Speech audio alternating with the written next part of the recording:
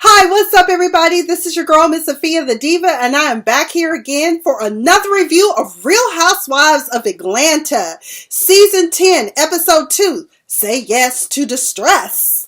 Oh my goodness. When we left off last week, Cynthia was celebrating turning 50 for the umpteenth time at a fabulous soiree that turned a little ratchet when her friends chose to have a mediation period at her birthday celebration.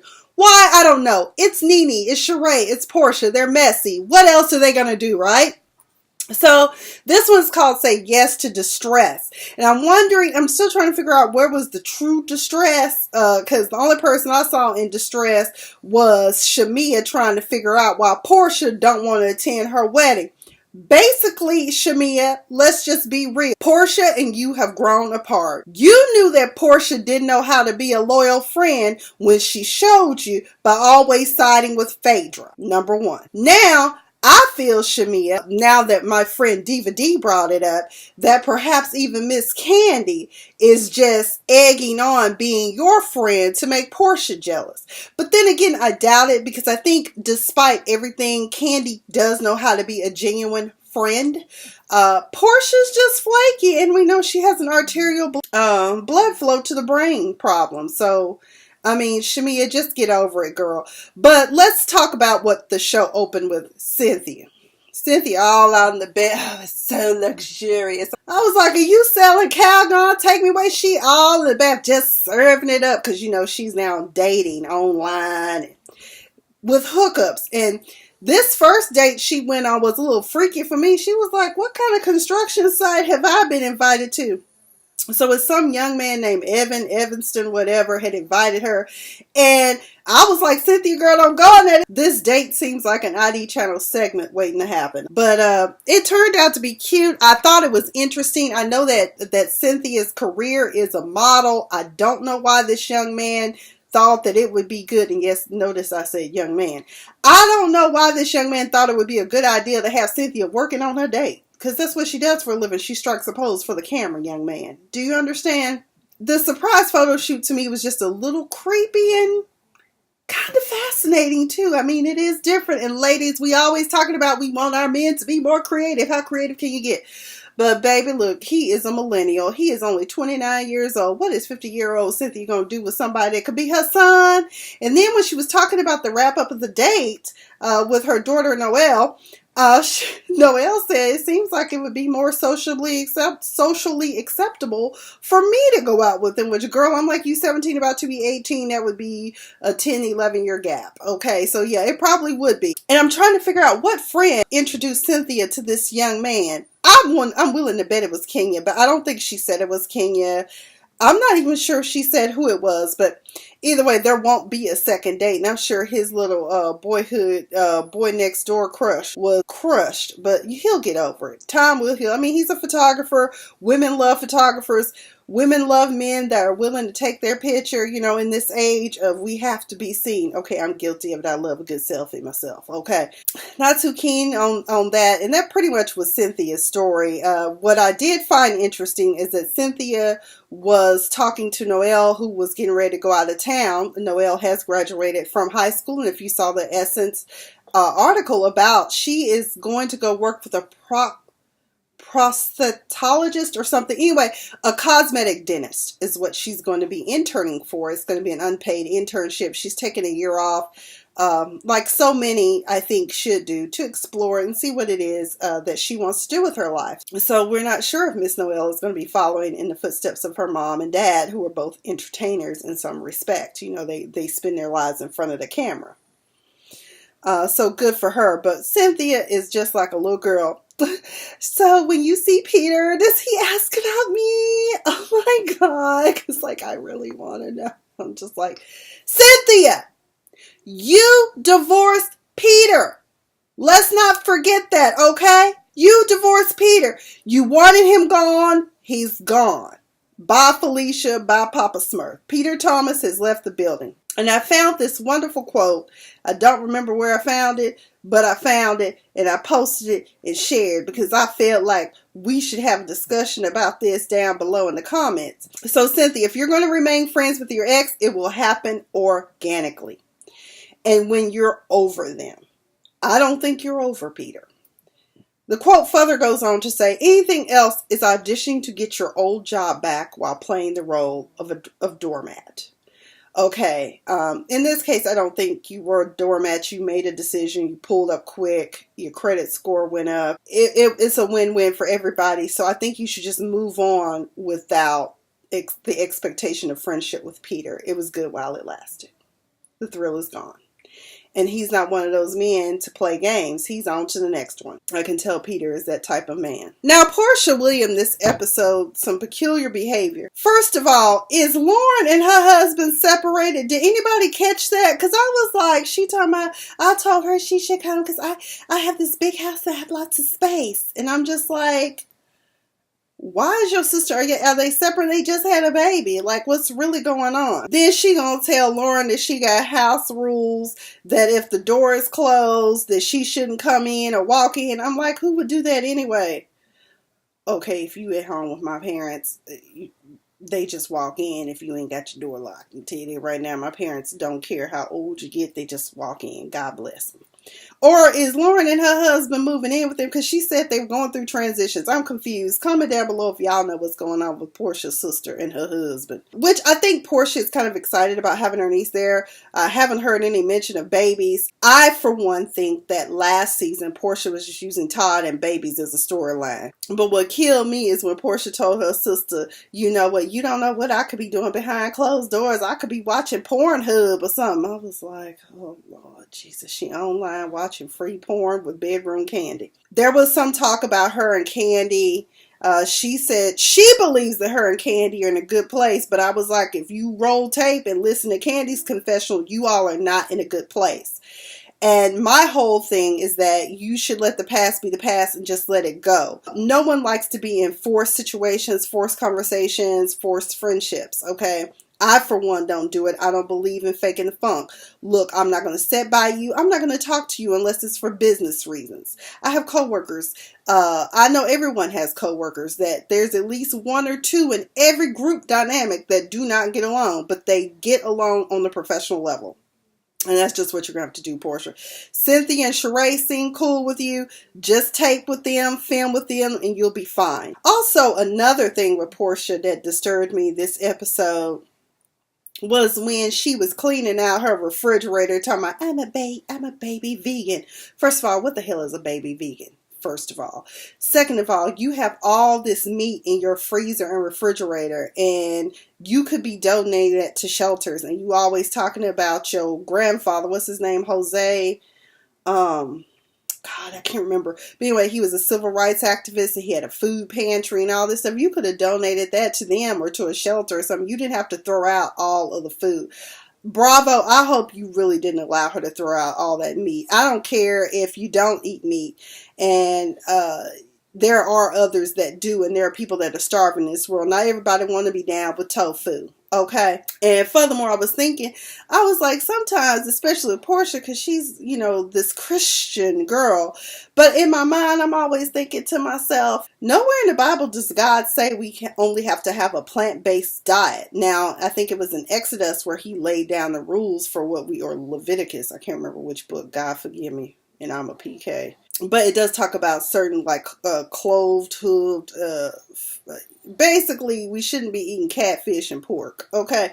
Black people, that's the gist of it. But to each their own. Who am I to judge your dietary needs? But I'm a plant-based and meat-based type of girl. I'm carnivorous and herbivorous, so there you go. But I hope that that food was not thrown to spoils, because that's ridiculous, Porsha. And there were shelters that could take it. I hope that was just for filming.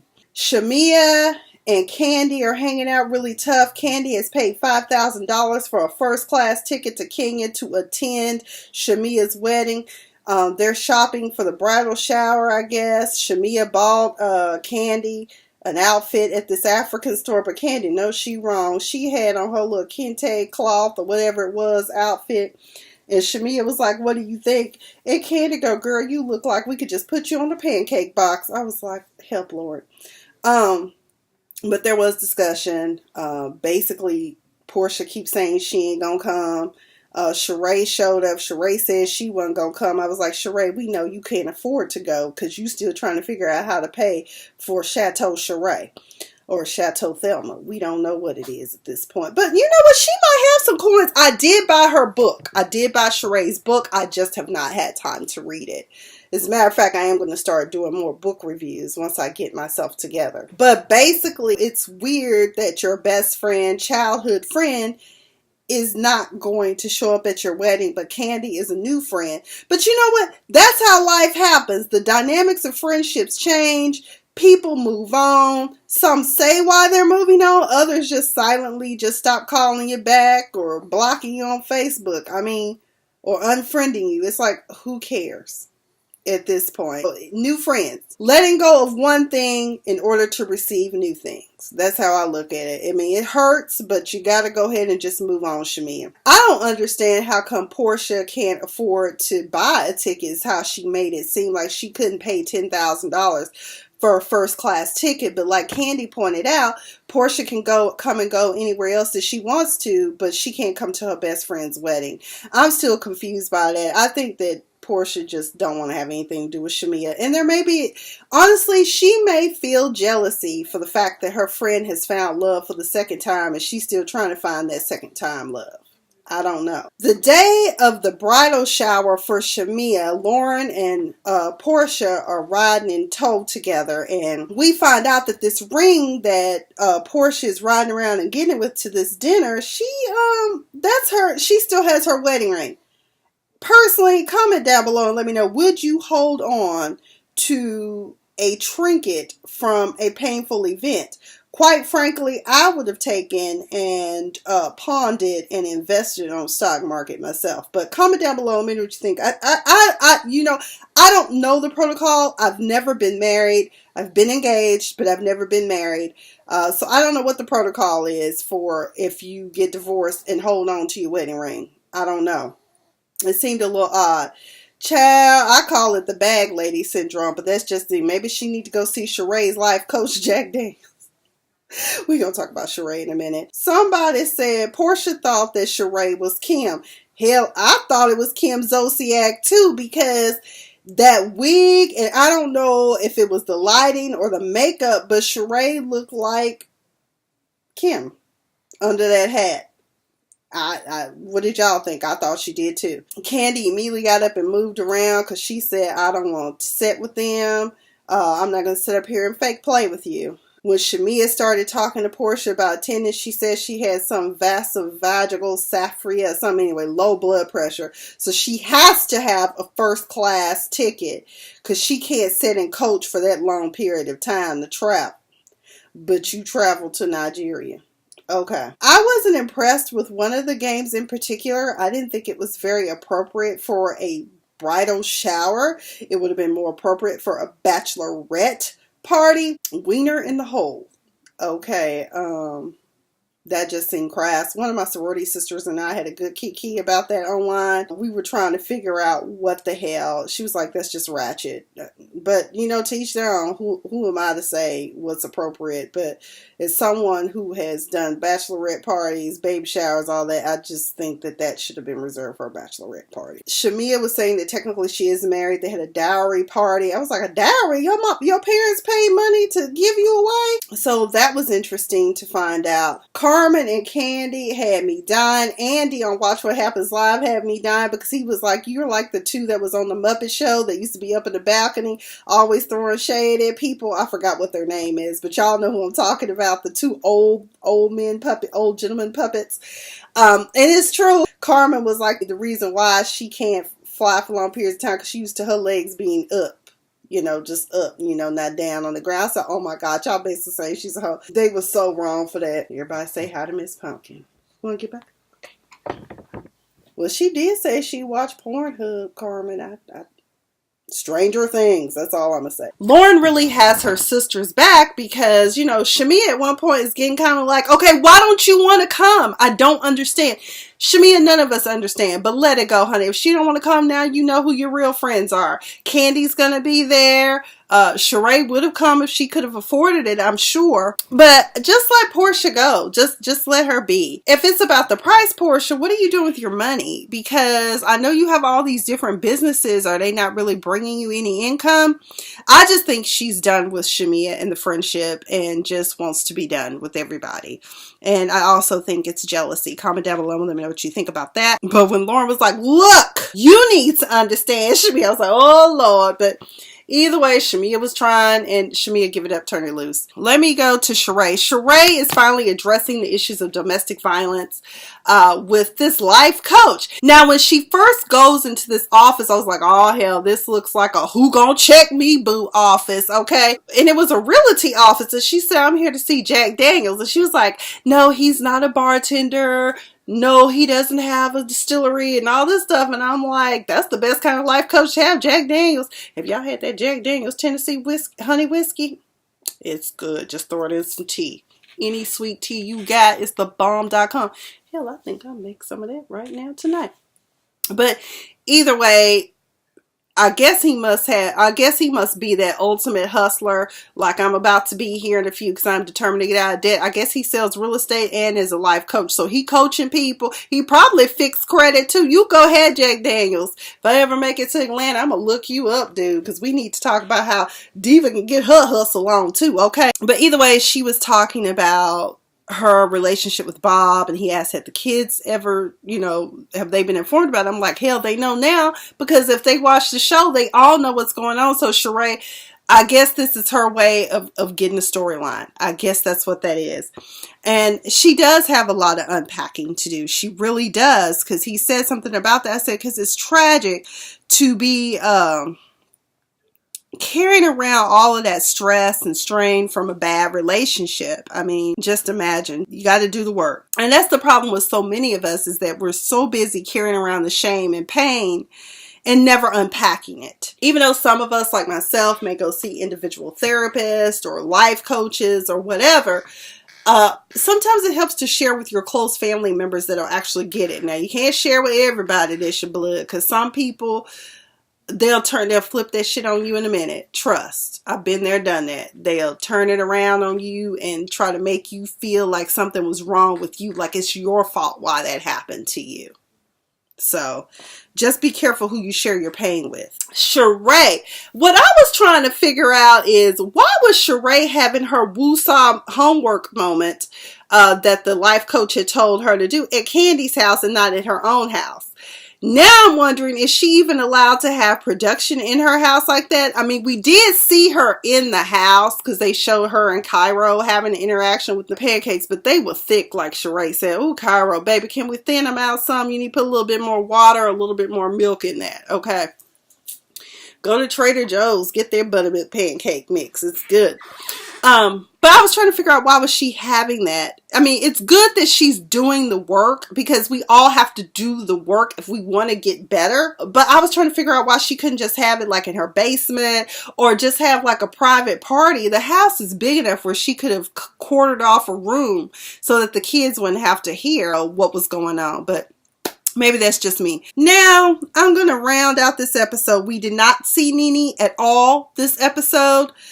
We did not see Kim Zolciak at all this episode. Mainly, it was about Cynthia getting her groove back, like Stella. Shamea and Porsha realizing that they don't have a friendship anymore. Well, Portia's aware, but Shamea still is trying to hold on. And I get it, Shamea, but you need to let it go. We do see next week that Nene will be making an appearance, and appears as though Greg is in a medical distress situation. But I saved the best for last. It is our favorite girl of tragedy. Oh, woe is me. Crocodile Tears Kenya. She crying. She on the phone. She don't know why people are questioning the legitimacy of her marriage. And Brandon talking about, well, they can kick rocks and suck an egg roll. I was like, I bet you would want somebody to suck on an egg roll, Mr. Brandon. Somebody said on Twitter, notice we ain't seen him since Opala whooped his ass. I said, That's true. We ain't seen Brandon since. It sounds to me like he was at the wedding. And as you know, last week, everyone felt some type of way about not being invited, and then also being slighted by even providing the name of her husband, which we now know is Mark Daly, her alleged husband. She says that he is a former Wall Street broker turned entrepreneur, which is typical of a lot of people who have been on Wall Street in the past. He wants his privacy, and she doesn't understand. They've been married all of 5 minutes, and she already crying. I just don't understand why he doesn't get it. I don't want to get a divorce. And this is so she's not even on the phone. Why is it that Kenya is the only castmate that I've seen in the history of watching this show where she always got to go off camera and talk to the producers? What the hell is that about, Kenya? I don't want to get a divorce. Why are you crying? Are you legitimately married? You don't understand. And then Cynthia's like, I don't know why everyone's always questioning her. Let me break it down for you, Cynthia. This is why. Kenya came on the show with a rented boyfriend, Walter, trying to convince him that they should get married. Okay. Then we found out if at some point she was dating some Nigerian that allegedly bought her that Bentley coupe. Is it the Bentley coupe or Rolls Royce? Bentley, I think. And then, there was Matt, who there were allegations, and he said that she had offered to pay him $10,000 to appear on the show with her as her boyfriend. Kenya, you have a track record of lies. I guess Brandon was her only friend that did come to the wedding. I guess since that's her assistant, that was the only person, so I found that interesting. But all that crying and stuff she was doing, I was like, girl, first of all, I don't see no tears. And why are you crying, a producer? Because Kenya was questioning why people were questioning the legitimacy, and Cynthia act like she's shocked by it. I was like, girl, I don't know why you shocked. But she did say that in hindsight now, she wished she had kept her marriage closer to the vest than she did. And I'm kind of like, yeah, because when you see people like Nene and Greg, you see Nene more so than you see Greg. And Greg is always kind of in the background these days. Kenya claims that Chef Roble introduced them and they dated for 6 months, 8 months, or however long it was. So I don't understand why I know why Kenya pretends to be shocked, because in her experience, just gliding over the truth is always easier than facing it. But either way, that was the show.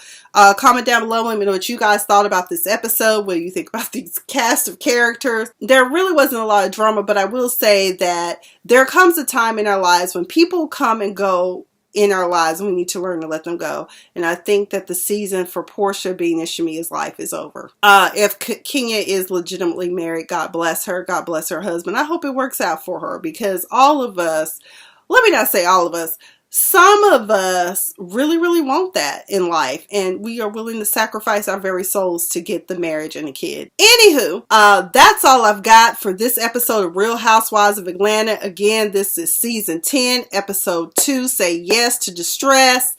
And I think that Shamea and Porsha's friendship is in distress. Again, I've been msafiyathediva. Subscribe, comment, share, like.